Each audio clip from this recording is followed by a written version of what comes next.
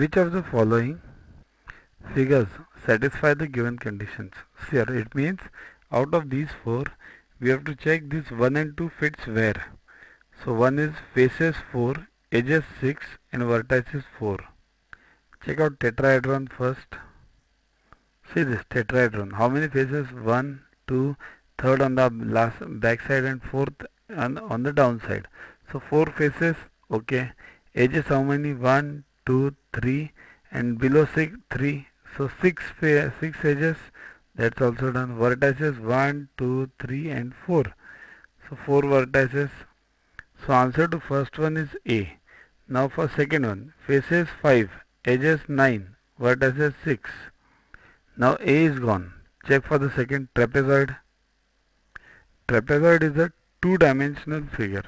It's also called as trapezium. So it is totally false. So B can't be. Let's see C. Triangular prism. See this C fits. Total 5 faces, 9 edges and 6 vertices. So these are